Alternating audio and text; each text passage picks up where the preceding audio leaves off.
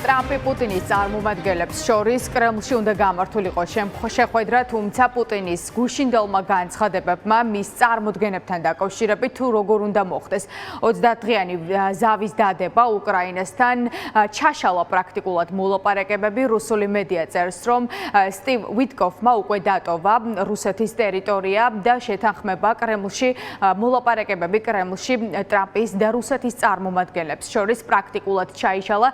სულ ცოტა ხნის წინ ამერიკის ომის ინსტიტუტმა დაწერა ინფორმაცია, რომ პუტინი არ დათანხმდა ამერიკის შეერთებული შტატების მხრიდან წარმოდგენილ ზავის შეწყვეტასთან დაკავშირებით წამოყენებულ პირობებს, რადგან პუტინს აქვს საკუთარი პირობები, რომელიც სრულად ეწინააღმდეგება შეერთებული შტატების მიერ წარმოდგენილ ვარიანტს და ასევე გავრცელებული ინფორმაციით, რომელსაც ამერიკის ომის შემსწავლელი ინსტიტუტი ავრცელებს, პუტინს სურს, რომ მოლაპარაკების მაგიდასთან უკრაინის საკითხი გადაწყვეტოს მხოლოდ შეერთებულ შტატებთან უკრაინის გარეშე, რაც პრაქტიკულად წარმოუდგენელია, რადგან მთელი დასავლური ცივილიზებული სამყარო ამბობს, რომ უკრაინის ომი უნდა დასრულდეს, უნდა სამშვიდობო შეთანხმება უნდა შედგეს მოლაპარაკების მაგიდასთან, სადაც იქნება უკრაინა და არანაირი მოლაპარაკებები უკრაინის გარეშე არ იქნება. შესაბამისად, მოლაპარაკებები ჩაიშალა და საინტერესო ახლა რა იქნება შეერთებული შტატების მხრიდან ოფიციალური განცხადება, რომელსაც ამ ჩაშლილ მოლაპარაკებებზე მოვისმენთ. პუტინმა პრაქტიკულად თქვა ის, რომ მას ზავის დადება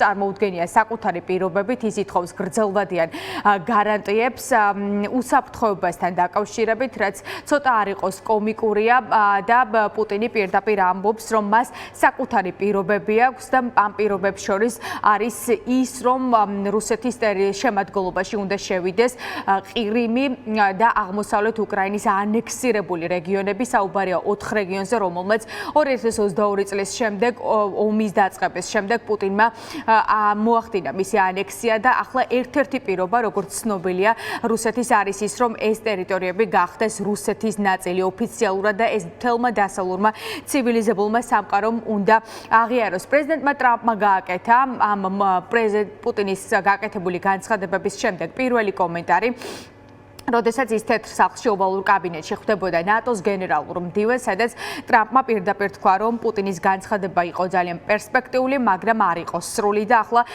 ტრამპი იმედოვნებს, რომ რუსეთისგან ცეცხლის შეწყვეტის შეთანხმებას მოხდება და რუსეთი სწორად მოიქცევა, თუმცა რუსეთის მიერ გაკეთებული განცხადებების შემდეგ ეს ნაკლებად სავარაუდოა. პრეზიდენტი ტრამპი ამბობს, რომ მიუხედავად იმისა, რომ უკრაინა ითხოვს გრძელვადიან გარანტიებს და ამ გარანტიებში გულისხმობს ნატოში წევრობას, ეს სრულიად წარმოუდგენელია და ეს კარგად უნდა იყოს ნათელი უკრაინისთვის, რომ ნატოში გაწევრიანება უკრაინამ უნდა დაივიწყოს და პრინციპში ეს სურს პუტინსაც, რადგან ის აბსოლუტურად ეწინააღმდეგება ნატოში უკრაინის გაწევრიანებას და უკრაინაში კონფლიქტის, ეგრეთ წოდებული კონფლიქტის დაწყების მიზეზებად სწორედ ამას ასახელებს.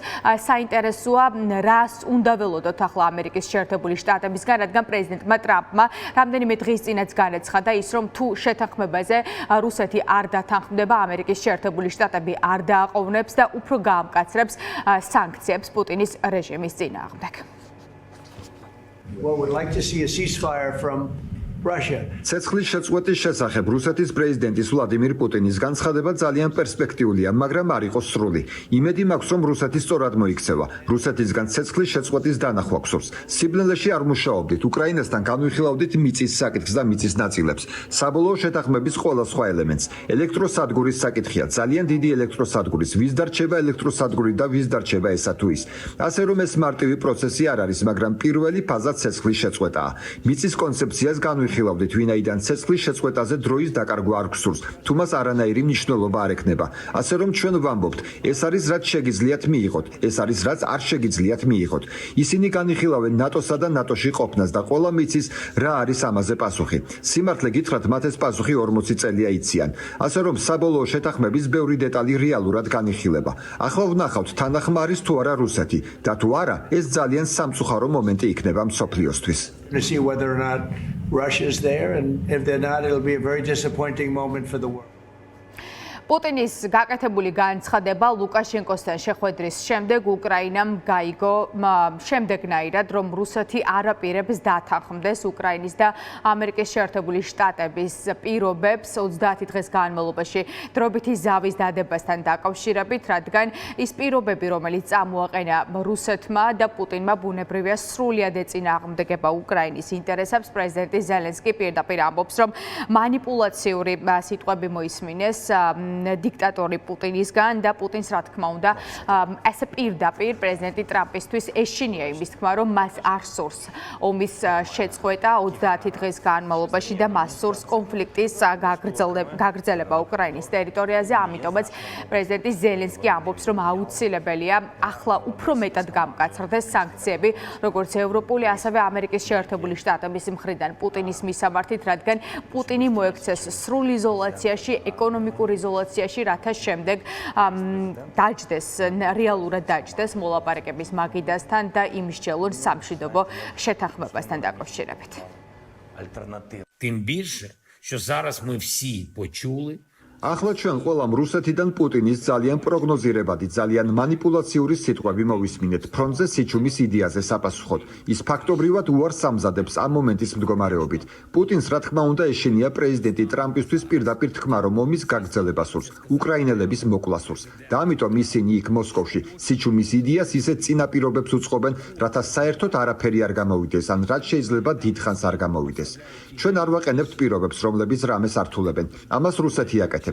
როგორც ყოველთვის ვამბობდით, ერთადერთი, ვინც ყველაფერს გაწელავს, ერთადერთი, ვინც არაკონსტრუქციული იქნება, ეს რუსეთია. მათ ომი სჭირდებათ. პუტინმა მშვიდობის წლები მოიპარა და ამ ომს აგრძელებს დღიდან დღემდე. ახლა მასზე ზეწოლაა საჭირო. საჭიროა სანქციების შემოღება, რომლებიც დაგვეხმარება.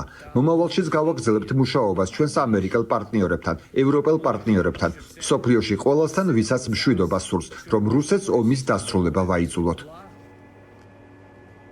ცეცხლის დროებით შეწყვეტასთან დაკავშირებით ახლა ბურთი რუსეთის მოედანზეა. ეს განცხადება უკვე გააკეთა ბრიტანეთის პრემიერ-მინისტრმა კირ სტარმერმა მას შემდეგ, რაც მოისმინეს პირადად პუტინისგან მისი წარმოდგენები ცეცხლის შეწყვეტასთან დაკავშირებით. კირ სტარმერი პირდაპირ ამბობს, რომ პუტინის ამბიციები არც ისე დამალულია და მათ რეალურად იციან, რა სურს ვლადიმირ პუტინს. ის არ აპირებს, რომ ასე ვთქვათ, დაიცვას ცეცხლის შეწყვეტის შეთანხმება და სწორედ ამიტომაც ეწინააღმდეგება ის უკრაინისთვის დამატებითი უსაფრთხოების გარანტიების მიმართ რუსეთი გარანტიების მიცემას, რადგან იმ შემთხვევაში თუ სამშვიდობო შეთანხმება უკრაინისთვის გარანტიებით არ იქნება დაცული, მაშინ რუსული მხარე მას აუცილებლად დაარღვევს და სტარმერი ამბობს, რომ მათ არაერთხელ ნახეს, როდესაც პუტინმა უკრაინასთან მიმართებაში ცეცხლის შეწყვეტის შეთანხმება და ხელშეკრულებები დაარღვია.